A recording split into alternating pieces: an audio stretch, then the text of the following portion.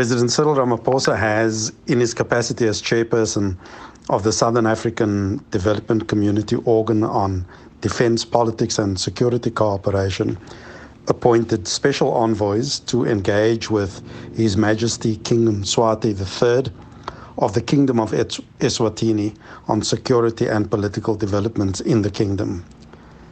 The President appreciates His Majesty's availability to receive a delegation comprising Mr. Jeff Radebe, former South African Cabinet Minister, Ms. Candace Mashego Dlamini, Deputy Minister of International Relations and Cooperation in South Africa, a representative of the Republic of Botswana as former chair of the organ, a representative of the Republic of Namibia, the incoming chair of the organ, and Ms. Marupen Ramakgopa, Special Advisor on International Relations to President Ramaphosa. The special envoys will be accompanied by the Executive Secretary of SADC, Mr. Elias Mahosi, senior officials of the SADC Secretariat, and senior officials of the South African government. The envoys are expected to travel to the kingdom this week and will report back to the President after their visit. The Swaziland Solidarity Network alleges that Eswatini King Mswati III has sourced assistance from the army of Equatorial Guinea to deal with the deteriorating situation in the kingdom. It says the foreign soldiers are using live ammunition to shoot pro-democracy protesters, and this has led to the deaths of 7 people. Videos of security forces and police shooting at protesters are making rounds on social media. For more on the story, we're now joined on the line by the Swaziland Solidarity Network spokesperson, Lucky Lukhele. A very good morning to you, Mr. Lukhele, and thanks for making the time. What is the situation on the ground? Well, the situation, good morning to the viewers at home and yourself. The situation on the ground is quite tense since the protest began. We can confirm, as you have correctly stated in your intro, that 7 people were shot dead just yesterday alone, and many more are still not accounted for as for their whereabouts. And every time you go and report a case of missing person to the police are refusing to investigate. So which means they know something. But those that are injured, again, were unable to give a correct figure. But the figure by the time we went to sleep last night was above 20. Mr. Lukhele, we've been talking about these pro-democracy protests, but what are the protesters calling for? Well, the people of Swaziland have been calling for democratization in the country. As you'll remember that in 1973, the then King Sobhuza II decided to take all the powers to himself by banning political parties, literally criminalizing political parties or any form of political activity. So that demanding that political parties be unbanned, the release of all political prisoners, including these 2 MPs, and a South African citizen in the name of Comrade Amos Mbenze from Makonde, Twando, and they are demanding as well as the unconditional return of all exiles and also a constitutional assembly that will then elect an interim government that at least will lead government for 2 to 3 years, and in the meantime prepare a constitution that will be democratic and be accepted by all in Swaziland. This, however, has been rejected with contempt by the king, and hence you experience this violence.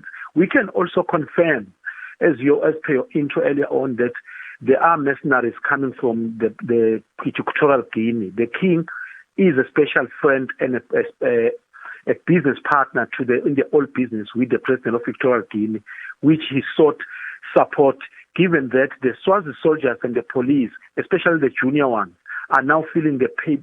The pain, because these are their brothers and sisters that have been instructed to kill, and that they kill between June and July.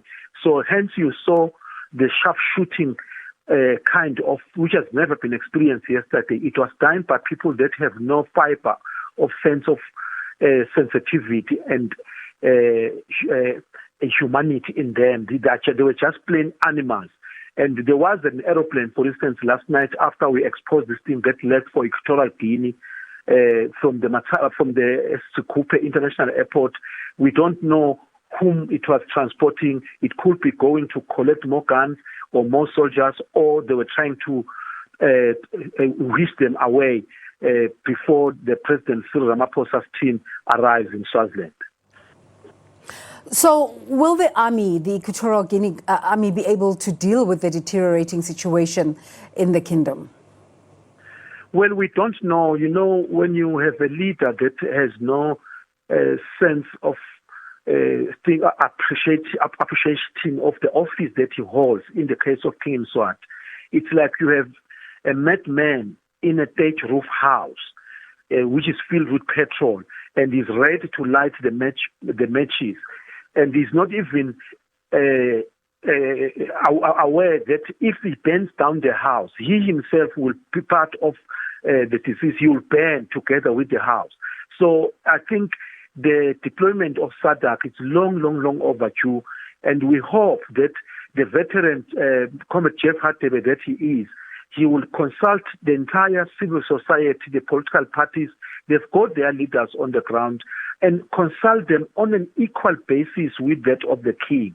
However, the king has reached a point, or the people of Swaziland have reached a point, that they don't see him sitting across the dinner table with them, given the massacre that he has committed. The only table or seat that is waiting for him, it's a cell in the International Criminal Court.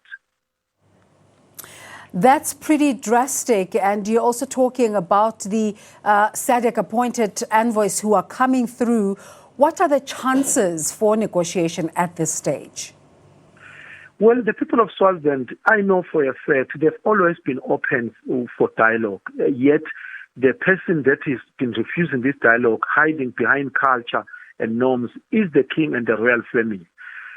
For instance, there's one thing that one will even just present to the viewers, is that since this massacre began, most of the senior prince and princesses, including those that are aunties and uncles to the current king, have not said a word. That it's a message on its own. It tells you that within the royal family there's sharp division. Some of them have secretly approached some of us to say they are willing to sit down and assist with information that can bring down this regime. So there is hope at the end of the time, provided the envoy of President Cyril Ramaphosa, they are not finding themselves being bribed under the table to then take the side of a dictator. But if they approach the issues in Swaziland on an equal basis, then they will be able to come up with a solution. Is the internet still shut down in Eswatini? Yes, the internet is still shut down. It's on and off. People are now surviving with VPN to communicate. It was open partially last night and this morning, but again it's shut down. We suspect it is also part of concealing evidence, so that by the time that the envoys of SADC arrives in the country, no one knows what exactly happened. It's going to be my word against his word. But the bottom line is that people of Swaziland collected evidence. Oh, there's another issue that is much more important. The police officers now are literally burning down schools. They did burn one school, Boys High School. Fortunately for us was that they were innocent citizens that witnessed this thing. So they wanted to justify the killing of innocent people yesterday to say, we found them burning down a school. Now they are unable to hide that information because the evidence is so glaring. So once a government reaches that stage, it ceases to be called a government. These are just militia criminals that deserve death penalty, although we do not believe in it. Constraints, just a quick one. Any protest planned for today? The protest has never stopped, my sister. It continues. Thank you so much for speaking to us. Lucky Lukhele is with the Swaziland Solidarity Network, and we'll continue to monitor that situation.